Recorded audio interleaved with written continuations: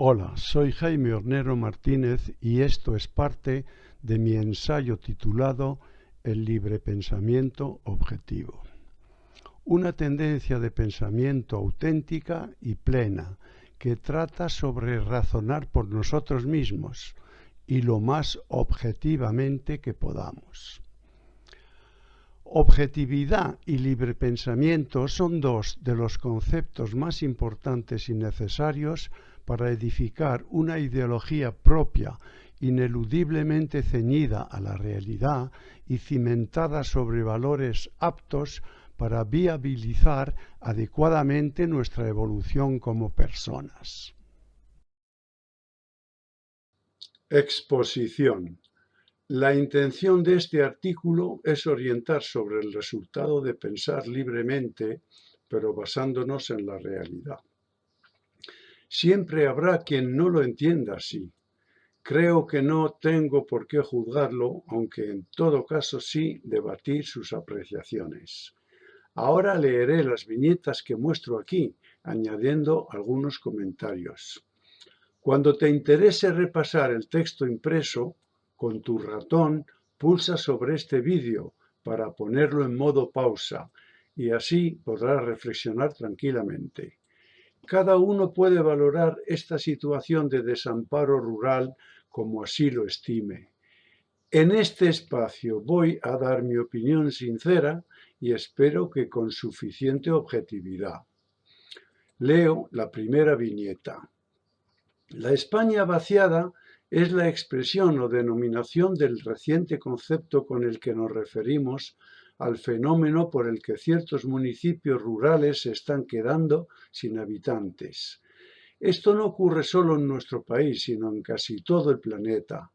Se trata de desequilibrios socioeconómicos que no suceden con la misma intensidad en todas las regiones y estados.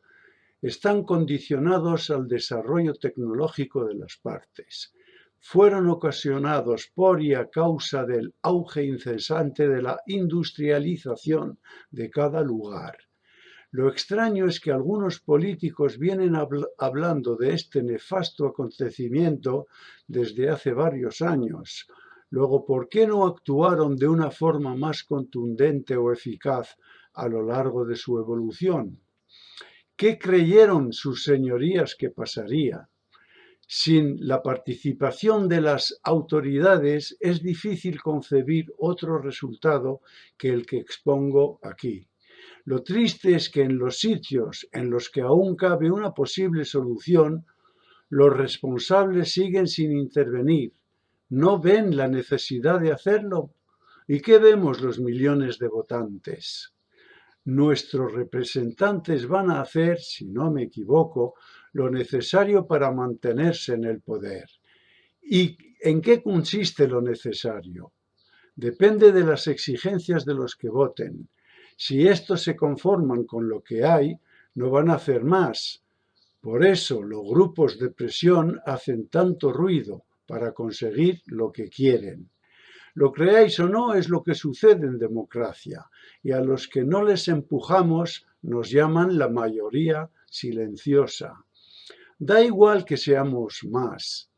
Para ellos, lo que cuenta es la minoría ruidosa. Continuación de exposición. La evolución de la naturaleza racional de nuestros más inteligentes congéneres no es una revolución, y menos cuando los cambios se van produciendo progresivamente, a medio plazo y a consecuencia de una genética mejorada durante millones de años, aunque mucho más rápidamente en estos últimos siglos. ¿Por qué la denominaron así? Pues lo ignoro, porque a veces cualquiera puede no acertar. Y ahora leo. En su día, la natural evolución humana, que no revolución industrial, alcanzó su punto álgido y originó un éxodo comprensible de los pobladores de las regiones agrícolas y ganaderas. Aunque en menor medida y aún al día de hoy, esta tendencia sigue produciéndose. Los campesinos se fueron, se van y se irán siempre, si no lo remediamos antes, a la ciudad para encontrar su ansiado puesto de trabajo en las fábricas o empresas ubicadas por intereses comerciales en las aglomeraciones o polígonos industriales urbanos convenientes. Pero no se trata de preferencias particulares, sino de necesidades. Tampoco queramos echar la culpa a nuestra evolución como especie animal a la que denominamos racional. La mayor responsabilidad recae únicamente en los malos gestores, las autoridades del momento, de esta tesitura histórica. Nuestros privilegiados dirigentes debieron gestionar esta nueva circunstancia convenientemente. A pesar de encontrarnos ya fuera de plazo, aún estamos a tiempo de hacer algo, porque será mucho más difícil cuando la despoblación alcance su máximo posible. Razones. De este modo es lógico que la gente se sienta atraída por los nuevos puestos de trabajo y sus expectativas de seguridad económica, de la cual no disfrutaban en sus labores de campesinos. Consideremos la infravaloración de los trabajos rurales y las pérdidas por fenómenos atmosféricos que llevaron a la miseria o a la propia ruina a algunos pueblerinos.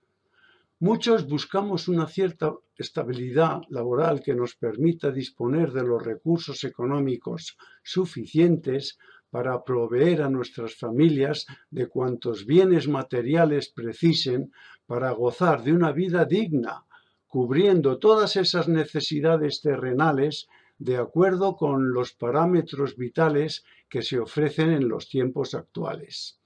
Pienso que a igualdad de condiciones, la inmensa mayoría de nosotros no abandonaríamos nuestras poblaciones tan alegremente. Nos vemos empujados por las malas previsiones de vida y peores augurios de futuro que nos presentan nuestras aldeas originales. Más complicado lo vamos a tener ahora para animar a los urbanitas a mudarse. Aunque cada día que pase habrá más gente dispuesta a hacerlo. Las propias frías ciudades los animarán o empujarán a desplazarse de nuevo hacia el campo. Continuación de razones. Fundamentalmente, estas manifestaciones rurales empezaron con la mal llamada Revolución Industrial, incrementando su frecuencia durante el siglo pasado y hoy se encuentran en pleno periodo de envejecimiento, debido a que ya no quedan en sus hogares sino los más ancianos. Estos se resistieron a dejar los emplazamientos que les vieron nacer y crecer como personas, nutriendo sus almas con tiernos recuerdos. Como suele suceder con cualquier otra cuestión y dependiendo de los diferentes territorios, este proceso discurre por distintas etapas. Sin embargo, y para todos ellos, cuanto más tiempo dejemos que esto avance, mayores dificultades tendremos en revertirlo. Ahora se está fomentando el turismo rural, los trabajos telemáticos y proyectos de emprendedores.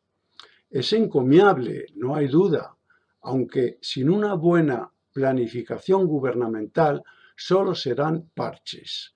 No creo que podamos esperar de unas iniciativas privadas semejantes resultados que de la organización de los poderes del Estado, bien aconsejados por especialistas.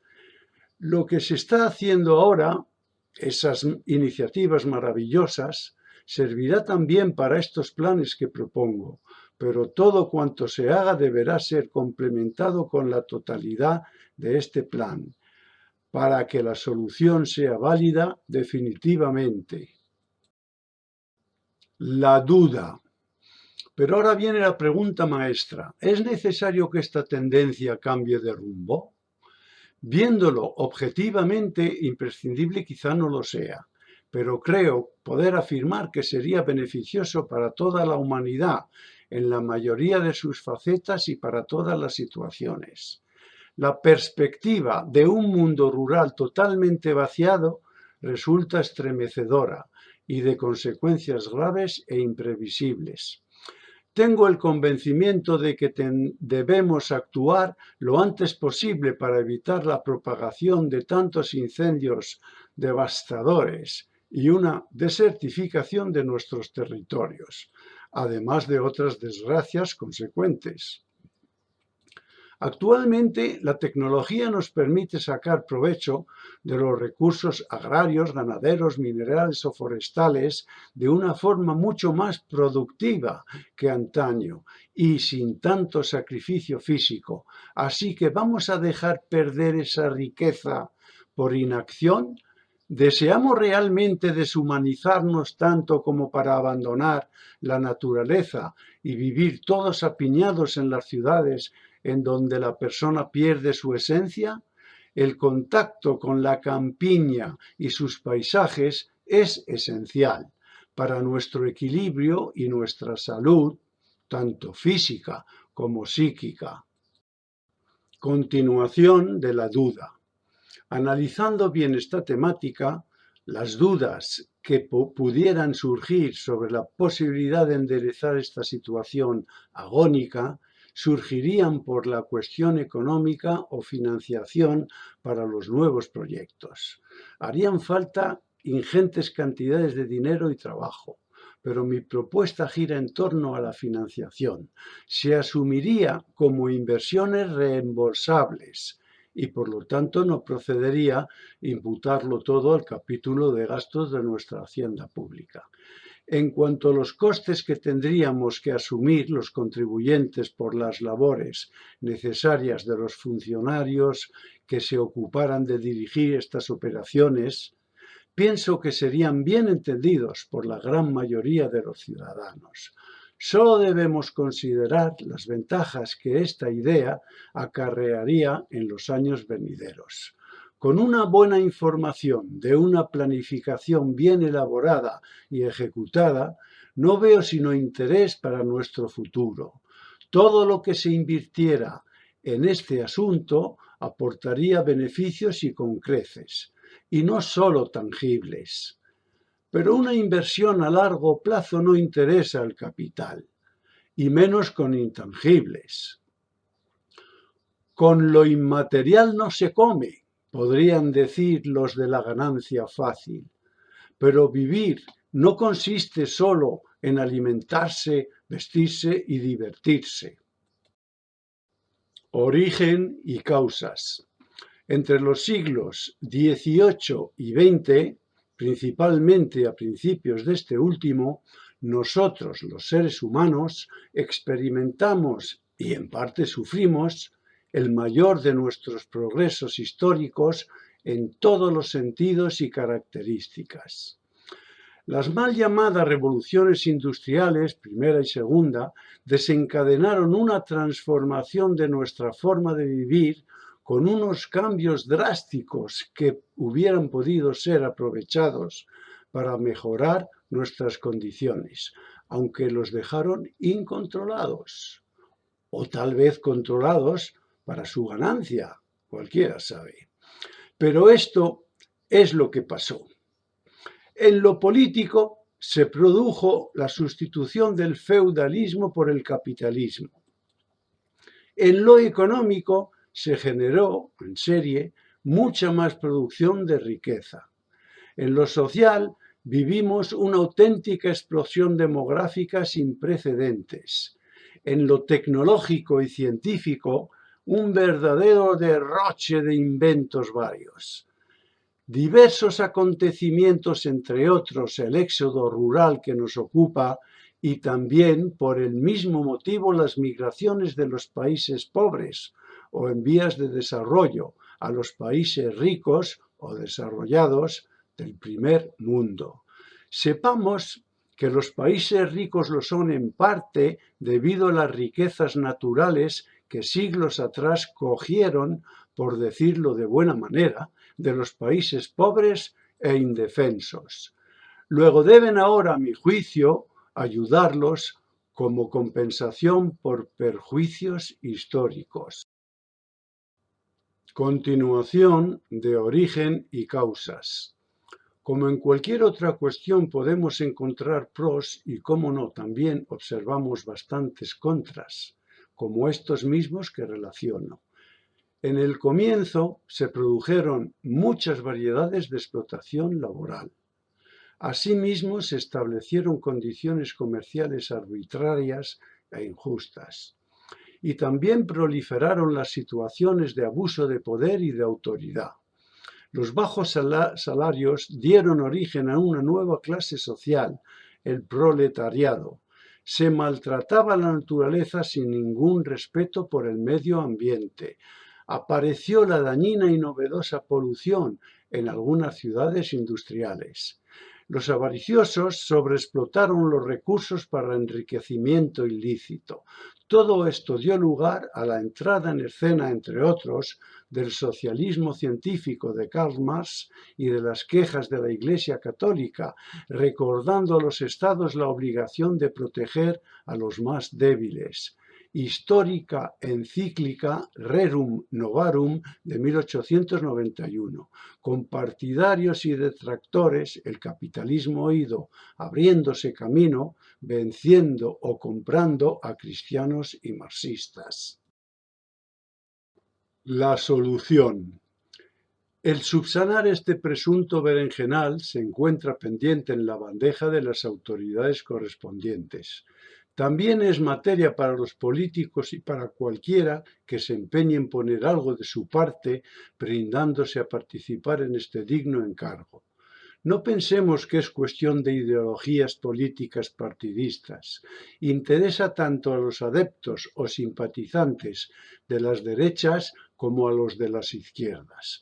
También es conveniente para los empresarios, así como para los trabajadores y demás profesionales. La restitución de la vida y las labores de nuestro medio rural nos concierne a todos los miembros de las sociedades humanas que habitamos nuestro planeta. Lleva trazas de ser un asunto de la máxima importancia para no deteriorar aún más nuestra existencia en el futuro. Contando con ello, nos resultará más fácil combatir todo cuanto vaya en contra del medio ambiente. Debemos buscar lo que mejor favorezca a nuestra salud y lo que enriquezca nuestras libertades, aproximarnos a cualquier modo de vivir que no nos desligue de la decencia. Continuación de la solución. Es totalmente comprensible que cualquier modificación de unas condiciones como las que tratamos aquí levante discordancias. Esto lo ocasiona la pluralidad de opiniones personales existentes. Las innovaciones nunca han sido del agrado de todos. Desde el prisma del librepensamiento objetivo, debemos resolver nuestras discrepancias a través de diálogos, pero no parecidos a los debates sectarios y sin sentido que presenciamos a diario en cualquier medio y lugar. Tenemos que acostumbrarnos a reflexionar con imparcialidad. Esta nos resulta extraña porque no nos han acostumbrado a practicarla desde pequeños. Intuyo que nuestros deberes empezarían por exigir una educación desde la infancia, unas enseñanzas que propiciaran un entendimiento pleno del objeto, con el fin de no cometer tantos errores u omisiones en nuestras decisiones vitales o de cualquier otra índole. Pero es harina de otro costal, aunque sin aprender a recapacitar objetivamente, no creo que la gente sea capaz de resolver nada. Planificación, mi modelo. Veo la creación de un departamento o ministerio de repoblación rural como ineludible, siempre que se quiera realizar esto de una buena manera. Una ponderada programación para remediar global y definitivamente esta situación debería atender a las varias necesidades, entre otras como estas. Estudio de viabilidades, infraestructuras y más construcciones. Consecución constante de inversionistas y emprendedores, disposición de trabajadores técnicos y profesionales, dotación de servicios, centros socioculturales y de esparcimiento, formación de obreros y tramitaciones ágiles, cómodas y directas, oferta de subvenciones y exenciones fiscales, país, comunidad autónoma, Europa. Realizando todo a la vez evitaríamos fracasos por tener algo listo y faltar otro requisito necesario. Como ejemplo, disponer de fábricas, empresarios y trabajadores y no contar con viviendas para ofrecerles, en alquiler o a la venta. Por eso deben los estados dirigir las estrategias de estas operaciones. Continuación de planificación. La estructura del nuevo modelo de asentamientos tendría un aspecto similar a los concejos del norte de la península ibérica. Partiendo de los actuales municipios, se delimitarían zonas con su cabecera municipal, en el centro de todos sus pueblos, zonas, barrios o pedanías, para no tener que desplazarse mucho. El número de entidades de población, satélites de su concejo, que compondrían cada zona dependerían de factores tales como la distancia, la relación sociocultural, las tradiciones y otros. Me parecería lógico que se consultase a los actuales municipios sobre a dónde les gustaría pertenecer o integrarse en un concejo de su preferencia. Todo el grupo debería contar con internet de calidad y carreteras en buen estado. Obviamente tendría también con suministro de agua potable, alcantarillado y electricidad, sin esperar a que haya suficiente población para crear estos y otros servicios. Claro que se podría hacer de otra manera, pero la gente no acude o se abstiene de participar en proyectos cuyo desarrollo esté en fase de espera o resolución. Continuamos con planificación. El municipio de cabecera o principal deberá contar como mínimo con una línea de autobús cuya ruta abarque y conecte diariamente a todos los pueblos con su concejo y su partido judicial. Haría la ruta escolar de la zona y con mayor población podría llegar hasta la capital provincial. Colegio y, dependiendo del número de habitantes, instituto y FP. Centro de salud, farmacias, dentistas, ópticas y otros del género. Clínica veterinaria, tiendas de accesorios y guarderías para animales. Hipermercados, cines, teatros, polideportivos y recreativos. Empresas constructoras y materiales de construcción, leña, hierro, carpintería, metálica, aluminio y PVC, ferretería, cristalería, ITV y talleres mecánicos, estaciones de servicio, gasolinera, muebles, carpintería, decoración, saneamientos, jardinería, banco o agentes bancarios, empresas aseguradoras, gestorías y empresa municipal de energía, lo más idóneo para cada lugar. Y con esto acabamos la planificación. Los pueblos, pedanías, barrios o aldeas circundantes podrían contar con cooperativas de todo tipo y negocios ecológicos o sostenibles, agricultura, cultivos según las mejores posibilidades, viveros, ganadería, gallinas, huevos, porcino embutidos, vacuno lácteos, turismo rural, campings, ofertas de deportes de río y montaña, granja escuela, cultivos experimentales científicos, empresas y almacenes de comercio en línea, teletrabajo, forestales y mineras, madera, leña, resina, setas, canteras, tiendas de productos básicos y otros de particulares necesidades.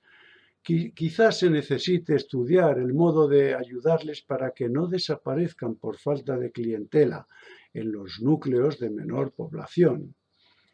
Hay formas de dotar de atractivo a las ofertas. De lo que se trata es que cada entidad satélite, por muy pequeña que sea, desarrolle sus posibilidades, cuente con lo necesario o urgente y disponga en su concejo de cuanto haga falta para la residencia. Cuando la población de un lugar pueda tener a su alcance todo lo fundamental para vivir con satisfacción e íntegramente, incluyendo el poder divertirse y realizar actividades que satisfagan sus aficiones y desarrollo personal en todos los sentidos, ¿quién duda de que al menos buena parte de los ciudadanos querrían regresar o mudarse a los pueblos de su preferencia? Es de puro sentido común. Desarraigo familiar. Nuestras comunidades industrializadas han desarrollado un vicio del que se habla poco, a pesar de la trascendencia que tiene en nuestras vidas: el desarraigo. La separación de las familias va en aumento por cuestiones materiales y laborales, como lo son las mejoras salariales o las condiciones de trabajo. Cada miembro se traslada a donde más le conviene para ocupar el mejor puesto de trabajo que le ofrecen, aunque se vaya lejos de sus raíces, de sus padres, de sus hermanos. Entristece que prioricemos nuestra carrera profesional al disfrute familiar, que sin duda resultaría más natural, sano y reconfortante. Con este nuevo proyecto diseño rural, será más difícil o menos frecuente esta dispersión familiar y, por consiguiente, los mayores que opten por una residencia de ancianos seguirán teniendo relativamente cerca a sus hermanos, hijos y nietos. Para ello, si se pudiera, sería recomendable construir este tipo de residencias en las cabeceras de estos núcleos o en un punto medio cada 2 o 3 concejos, tal vez más en los casos de menor población. La familia es lo más esencial, tenerla cerca es fundamental. En la naturaleza y con la familia al lado, la condición humana podría mejorar sustancialmente. Beneficios. Mantenimiento de los bosques.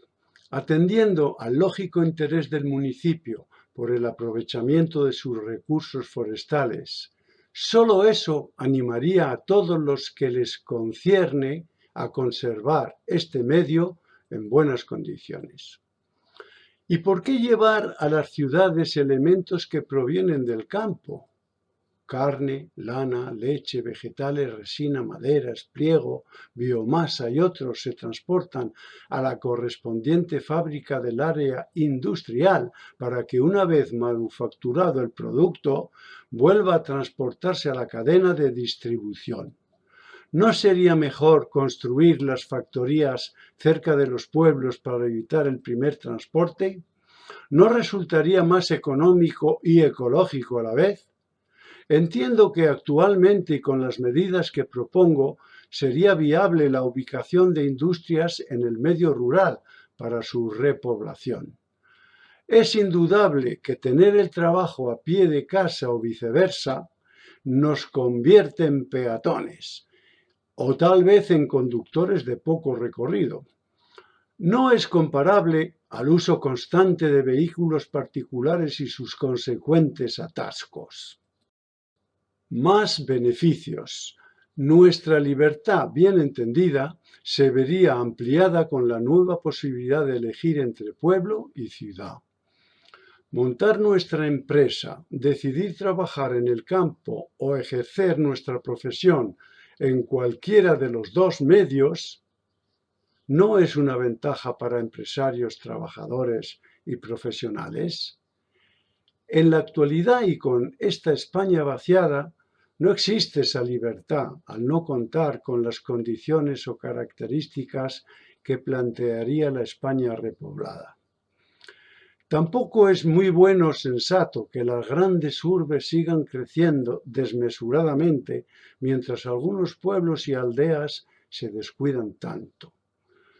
Es incuestionable que el conjunto de nuestro país aumentaría su riqueza, bajaría el desempleo y, por lo tanto, ingresaría más vía impuestos. A la larga sería un negocio muy rentable del que nos beneficiaríamos todos, o casi. Los urbanitas que prefieran quedarse en sus ciudades podrían explayarse mejor en el medio natural de estos pueblos, ya más animados, y por lo tanto más seguros y en hoteles rurales alzados para su mejor atención y confort. Para terminar, casi todo negocio, oficina, empresa o fábrica que se haya montado en un espacio urbano puede trasladarse a una zona rural que esté acondicionada tal y como yo expongo en esta proposición de cambio. Cierto es que cuando este periodo industrial empezó, no se podía decir lo mismo, pues todos los países carecían de estructuras básicas para hacerlo. Recordemos que con la invención del motor a vapor, las líneas férreas y los canales fueron una de las prioridades de esos comienzos y estos, por su gran coste económico, no se hubieran podido extender por toda la geografía nacional.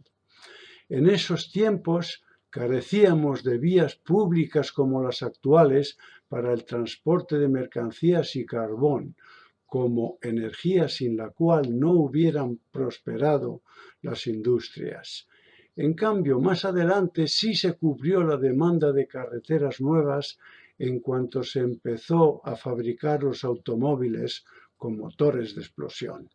De modo que todo tiene su momento y el de la industrialización de los pueblos podría haber tenido lugar ya entrado el siglo pasado. Para terminar, el final.